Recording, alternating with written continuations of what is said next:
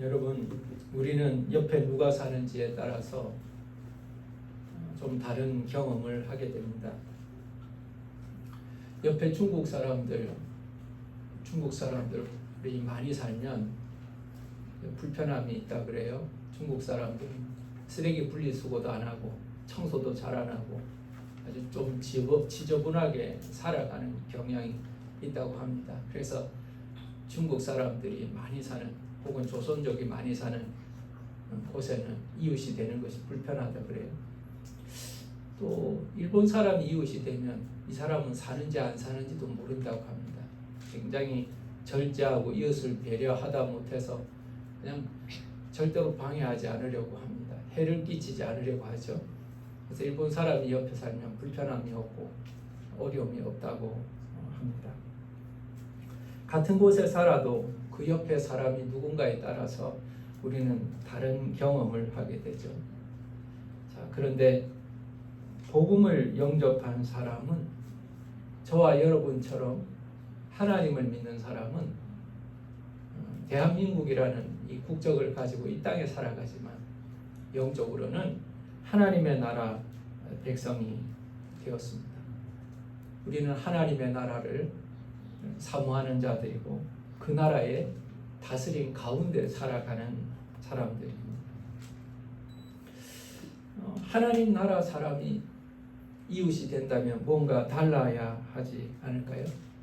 하나님을 안 믿는 사람과 살아가는 것과 하나님을 믿는 사람이 옆에 살아가는 것이라면 뭔가 달라야 하지 않겠습니까? 우리는 이 세상 속에 살아가는 삶으로 부름을 받았습니다. 예수님은 너는 산으로 들어가서 산에서 살아라.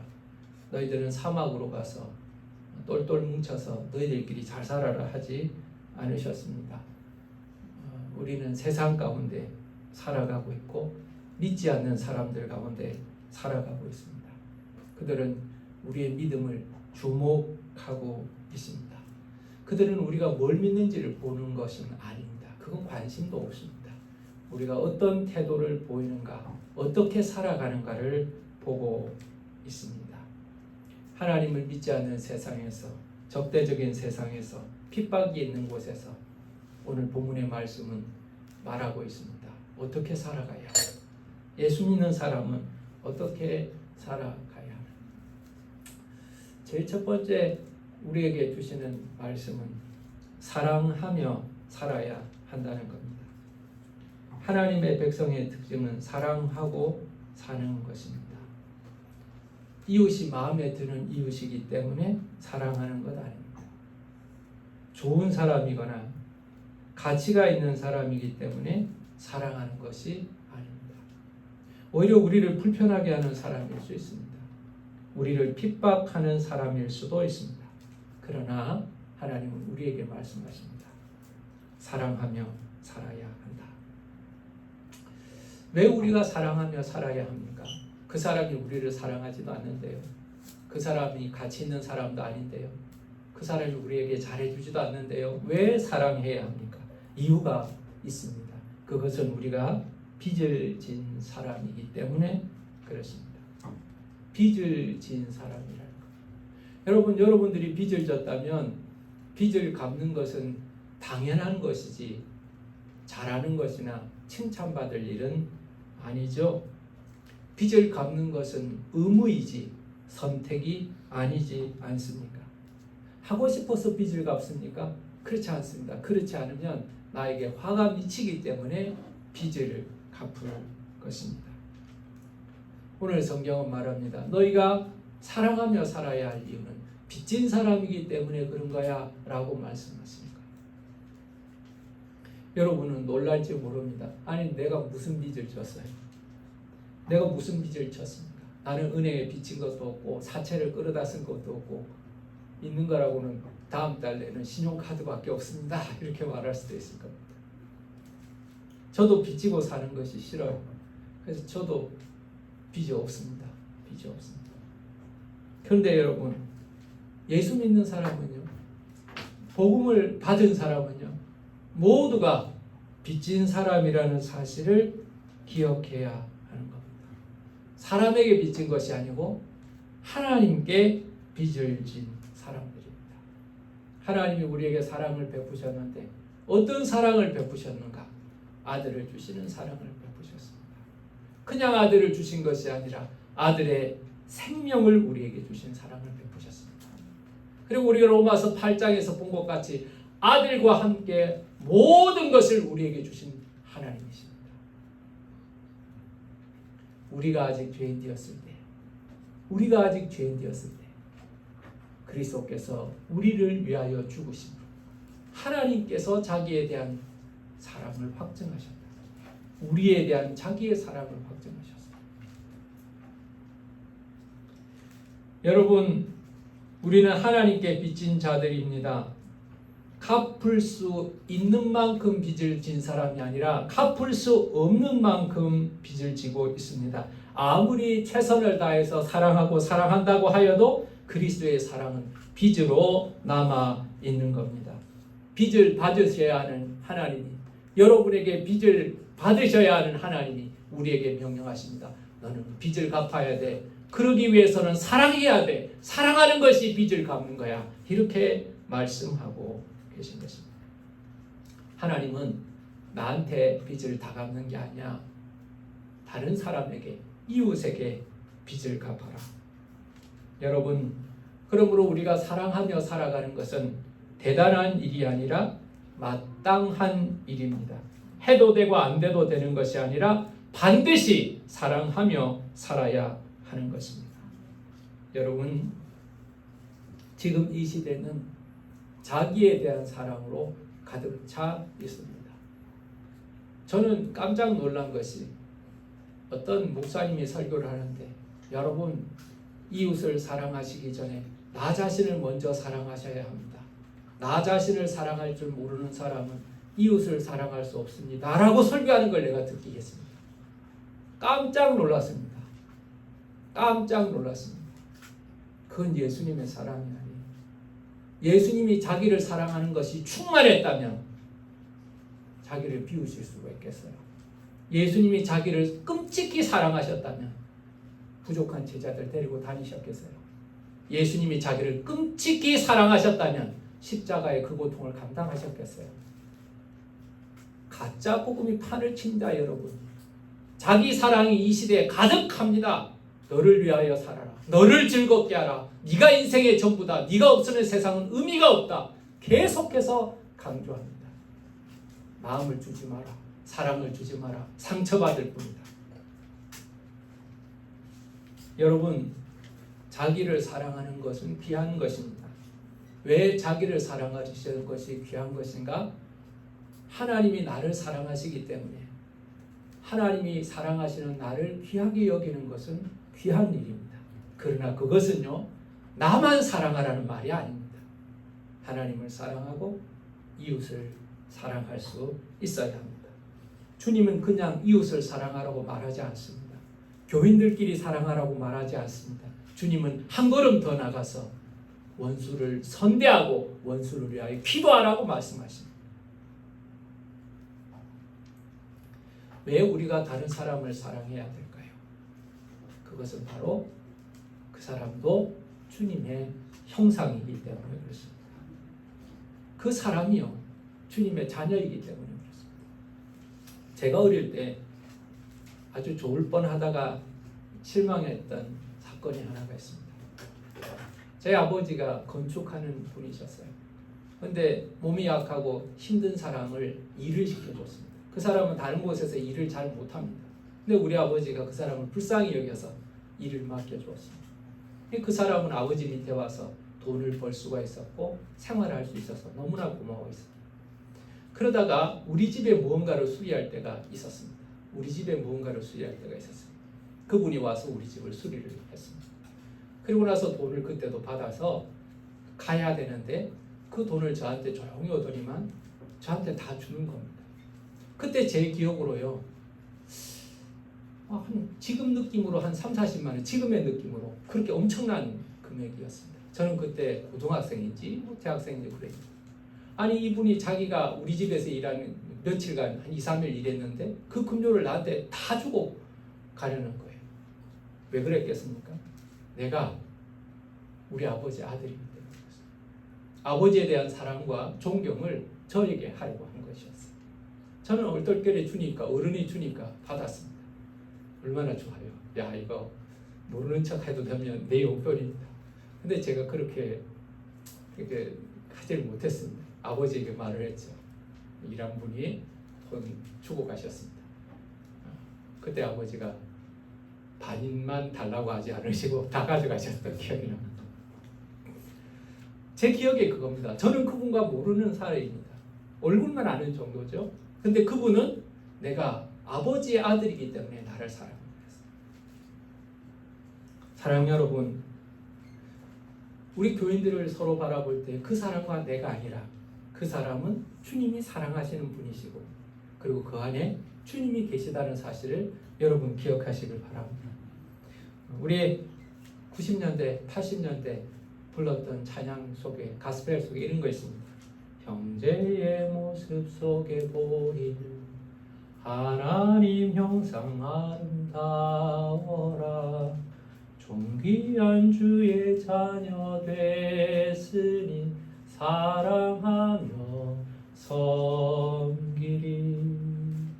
아주 복음적인 찬양.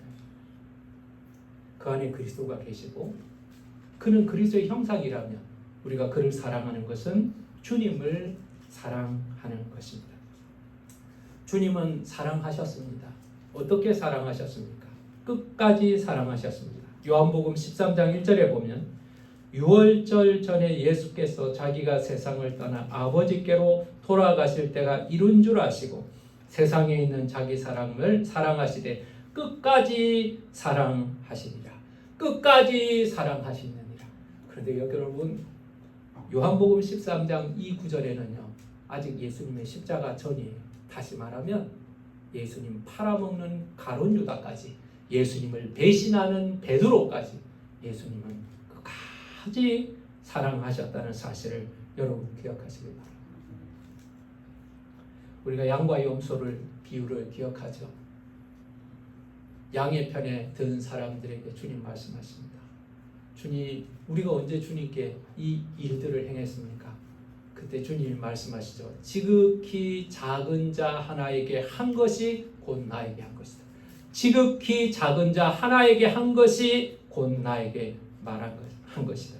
여러분, 여기서 작은 자라는 건 뭘 말하냐니까 little boy, 가치 없는 사람, 갚을 능력이 없는 사람, 대접받을 자격이 없는 사람, 무언가를 주어도 나에게 보상이 없는 사람을 말하는 거예요. 여러분, 그런 사람에게 한 것이 곧 예수님에게 한 거라고 말씀하셨어요.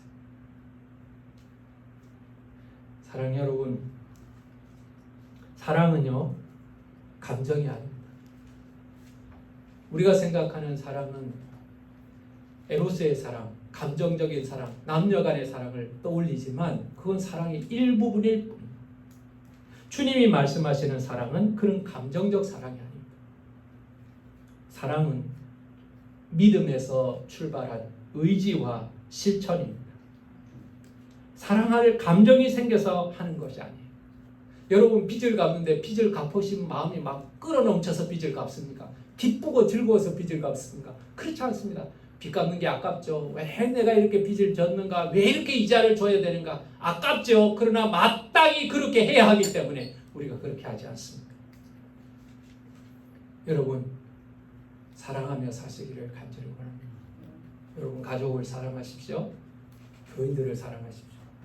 그리고 이웃을 사랑하십시오. 그리고 더 넘어가서 여러분을 불편하게 하는 사람들도 마침내 사랑할 수 있기를 예수 이름으로 축원합니다.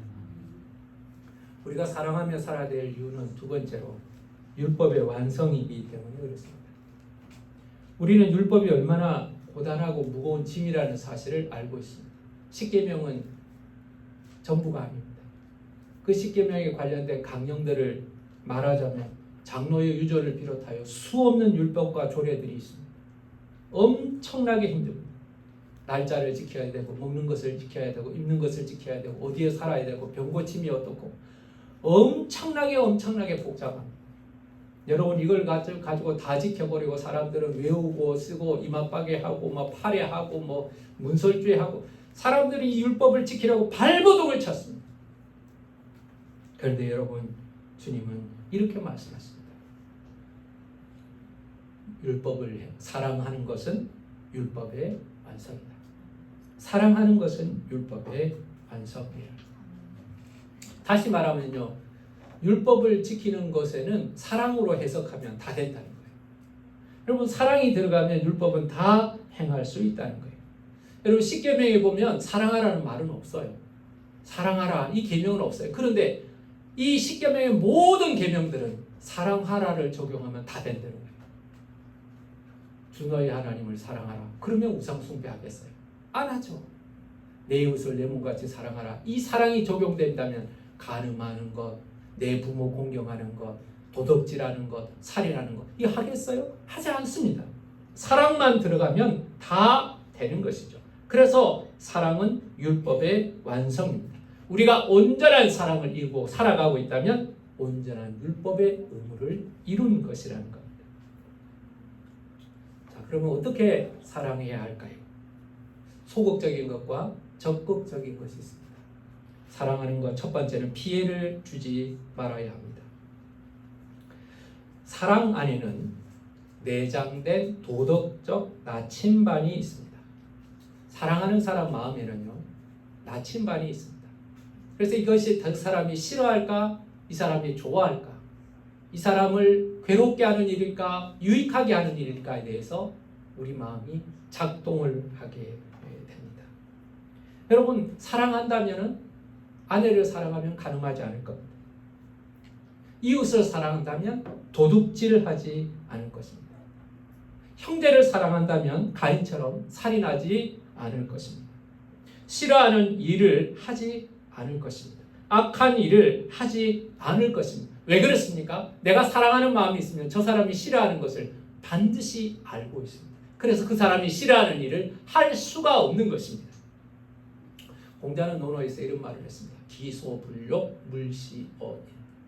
네가 하기 싫은 일이거든 남한테도 시키지 마라. 그런 뜻입니다.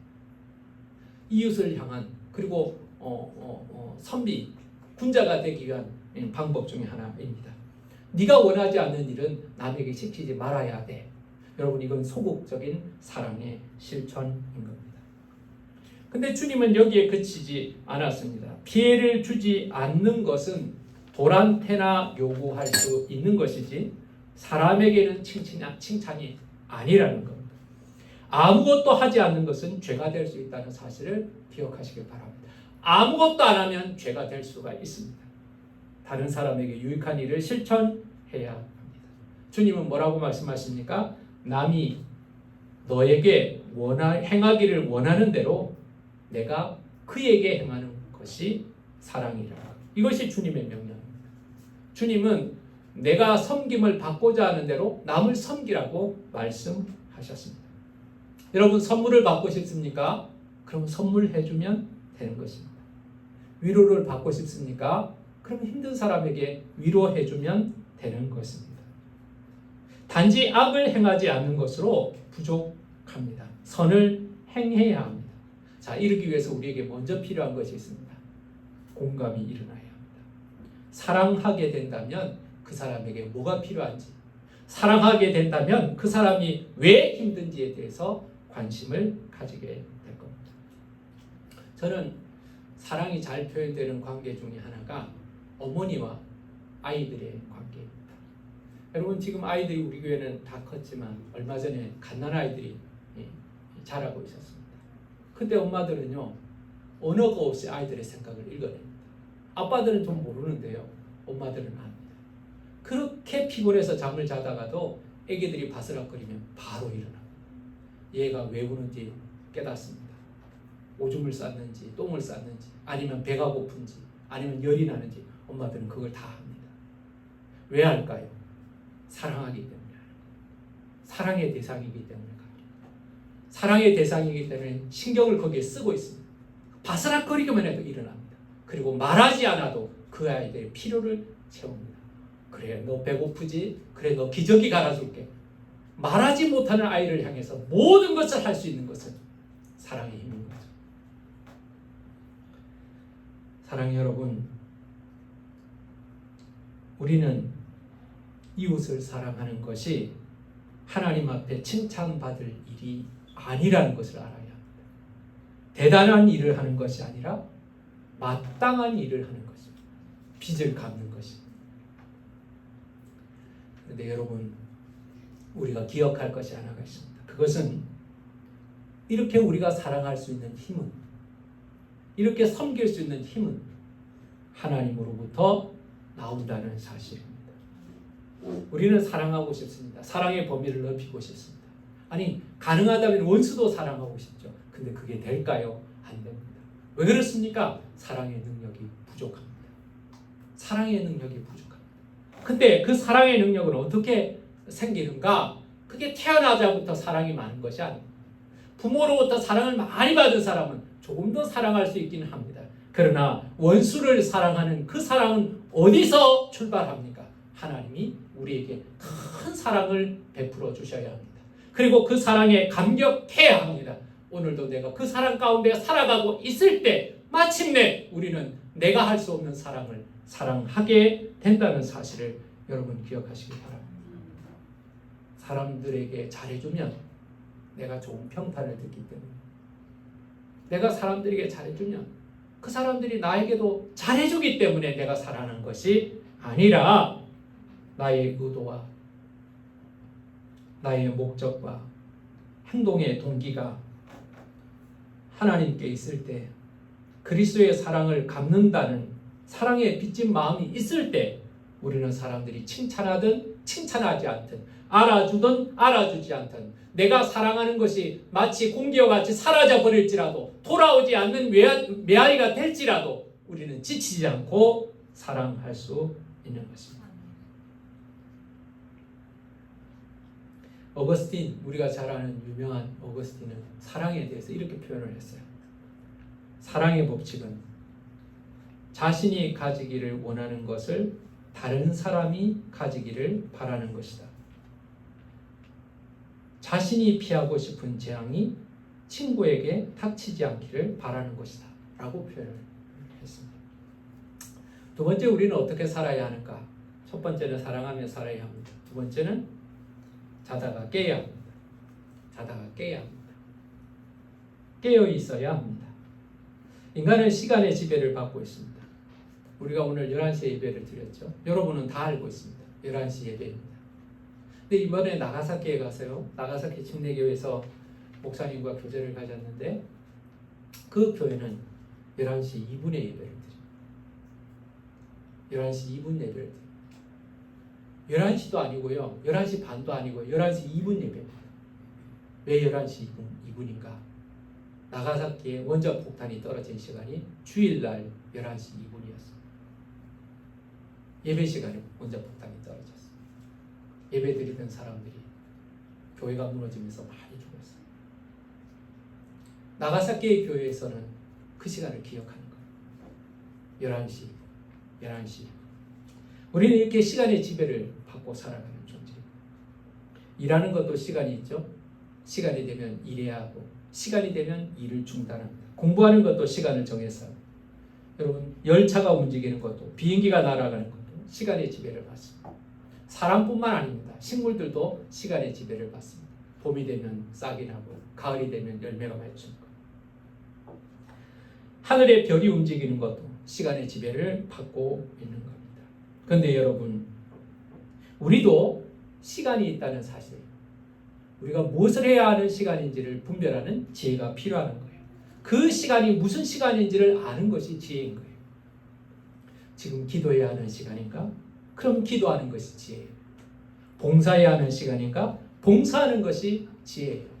사람을 사랑해야 하는 시간인가? 그럼 사랑하는 것이 지혜예요. 멈춰야 하는 시간인가? 그럼 멈추는 것이 지혜인 겁니다. 때를 아는 지혜가 필요한 거예요. 그런데 성경은 뭐라고 말씀하십니까? 지금은 일어나야 하는 시간, 깨어야 하는 시간이라고 말씀하고 있습니다. 밤이 거의 끝났고 새벽이 다가오고 있기 때문에 그렇습니다. 아직 밤입니다. 그러나 새벽이 다가오고 있습니다. 여러분, 새벽은 어떻게 옵니까? 빛이 오는 것으로 새벽이 옵니다. 어둠은 저절로 물러가지 않습니다. 어둠은 자연스럽게 떠나지 않습니다. 어둠은 계속 머물러 있고자 합니다. 그러나 빛이 찾아오면 어둠이 떠나가는 거죠. 여기서 빛이 무엇일까요? 그리스도가 빛입니다. 새벽이 찾아오는 것은 무엇일까요? 예수 그리스도의 재림을 의미하는 것입니다. 아직은 밤입니다. 맞아요. 그것도 아주 깊은 밤처럼 보입니다. 동트기 전에 가장 어두운 것처럼 영원히 어둠에 있을 것 같이 타락된 시대를 살아가고 있고 앞으로 더욱 타락할 수도 있을 것입니다. 그러나 여러분, 지금이 밤이라고 해서 영원한 밤이 아닙니다. 가장 어두울 때가 새벽이 가까웠다는 때를 우리는 분별해야 하는 겁니다. 아직은 어둡지만 빛이 다가오고 있다는 사실을 우리는 깨닫고 살아가는 사람이 되라는 것입니다. 구원의 날이, 오늘 보세요. 구원의 날이 처음보다 가까웠습니다. 그리스도의 재림의 날이 가까워지고 있습니다. 밤은 이미 깊었고 낮이 가까웠습니다. 여러분, 우리의 시간은 막연하게 흘러가는 것이 아닙니다. 강물처럼 흘러가는 것이 아닙니다. 그리스도께서 다시 오시는 이 종말의 시간이 우리를 향하여 하루씩 다가오고 있는 것입니다. 주님이 오실 날이 가까워 오고 있기 때문에 우리는 거룩한 삶을 살아야 하는 이유가 되는 것입니다. 여러분, 밤이 되면 여러분은 옷을 벗죠. 그리고 가벼운 옷을 입거나 아니면 옷을 벗거나 잠자리에 듭니다. 그러나 밝은 날이 되면 일어나면 여러분은 어떻게 하십니까? 다시 새 옷을 입습니다. 낮에 합당한 옷을 입을 겁니다. 여러분, 우리는 그렇게 살아야 하는 것입니다. 아직은 밤이지만 낮이 찾아왔을 때 낮에 입는 옷을 지금 우리는 미리 입고 살아가는 것입니다. 밤에 맞는 옷은 어둠의 일이라고 표현했습니다. 방탕, 술 취함, 음란, 호색, 다툼, 시기, 이러한 것들은 어둠 가운데 일어나는 일입니다. 타락된 본성을 만족시키기 위한 것입니다. 인간의 타락과 사탄의 지배를 상정하는 것입니다. 이와 같은 것은 어둠에 속한 일인 것입니다. 그런데 우리는 이것에 매여서는 안 됩니다. 낮에 살아야 합니다. 지금 밤입니다. 그러나 곧 새벽이 되고 낮이 될 것이기 때문에 우리는 낮을 당겨서 살아가고 있는 겁니다. 낮에 합당한 옷을 입어요. 여러분, 우리는 신분에 맞는 옷을 입어야 한다는 걸 압니다. 장소에 맞는 옷을 입어야 한다는 것을 압니다. 수영장에서 한복 입고 들어가는 사람은 정신이 없는 사람이잖아요. 마찬가지로 결혼식장에 수영복 입고 다니는 사람도 이상한 사람이잖아요. 자, 우리는 지금 다가오는 시간, 낮에 속한 사람으로서의 옷을 입어야 하는데 무슨 옷을 입어야 한다? 오늘 성경은 그리스도로 옷을 입어야 한다는 겁니다. 그리스도로 옷을 입어야 한다. 여러분, 이 말은 쉬운 말이 아닙니다. 여러 가지 해석을 했더라고요. 그리스도로 옷 입어야 한다. 자, 여러분, 거룩한 삶을 살아야 한다. 영적 삶을 살아야 한다. 착한 행실을 해야 한다. 뭐 다 맞는 말입니다. 그런데 제일 중요한 것은 그리스도로 옷을 입는다면 나는 보이지 않고 옷만 보일 겁니다. 나는 여러분 속을 볼 수가 없습니다. 여러분 옷이 보일 뿐. 여러분의 옷만 보일 뿐이죠. 여러분의 옷이 그리스도로 옷 입었다면 여러분은 보이지 않고 그리스도가 보이게 살라는 것입니다. 그리스도가 행동하시는 것처럼 여러분은 그렇게 살아가는 겁니다. 어느 목사님이 이렇게, 초대 교부 목사님이 이렇게 말했어요. 낮은 주님이 오신 이후의 시간을 의미합니다.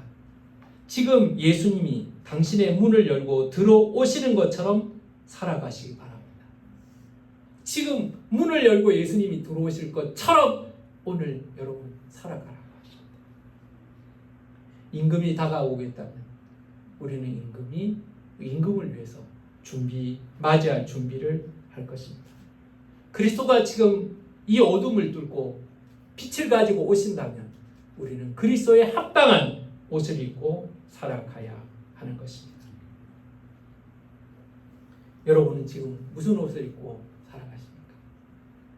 여러분은 어떤 사람으로 사람에게 보여지기를 원합니까? 군복을 입은 사람은 군인처럼 행동할 것이고, 운동복을 입은 사람은 운동선수처럼 행동할 것입니다. 예수를 옷 입은 사람이라면 예수님처럼 살아가려고 힘쓸 것입니다. 말씀을 마치겠습니다. 사랑 여러분, 우리가 구원받은 자들이라면, 그리고 그 구원받은 자가 하나님 나라의 백성이라면 우리는 어떻게 살아야 할 것인가를 고민하며 살아야 합니다. 중국 사람처럼, 일본 사람처럼, 한국 사람처럼 사는 것이 아니라 하나님 나라 백성으로 살아야 하는 게, 그것은 사랑하며 사는 것입니다. 여러분, 당연히 여러분 대단한 일이 아닌가, 당연히 빚을 갚으며 살아가는 겁니다. 사랑의 빚을 갚으며 살아가야 합니다. 두 번째는 예수로 옷 입고 살아가야 합니다. 깨어서, 아직은 밤이지만 우리는 낮을 살아갑니다. 밤인 가운데 우리는 낮을 준비하며 살아가고 있는 겁니다. 예수의 옷을 입은 사람들, 여러분의 직장에서, 여러분의 가정에서, 여러분의 학교에서, 여러분이 살아가는 그곳에서 예수로 옷 입은 자들이 다가올 이 빛난 낮을 준비하며 살아가는 그 영광의 삶을 살아가는 저와 여러분 다 되시기를 예수 이름으로 축원합니다. 기도하겠습니다.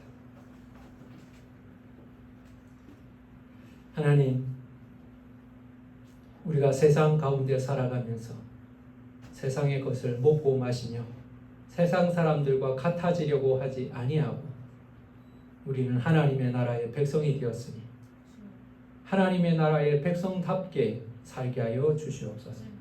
사랑하며 살게 하여 주시옵소서. 사랑은 율법의 완성이고 사랑은 주님의 명령입니다. 사랑은 빚을 갚는 것입니다. 칭찬받을 일을 하는 것이 아니라 받은 사랑을 갚는 것입니다. 마땅히 그렇게 하는 것이 성도의 삶입니다. 사랑받을 만한 사람만 사랑하는 것이 아니라 자격 없는 사람을 사랑하신 주님의 사랑을 본받아서 더 깊이, 더 넓게, 더 뜨겁게 사랑할 수 있게 하여 주시옵소서. 깨어있게 하여 주시옵소서.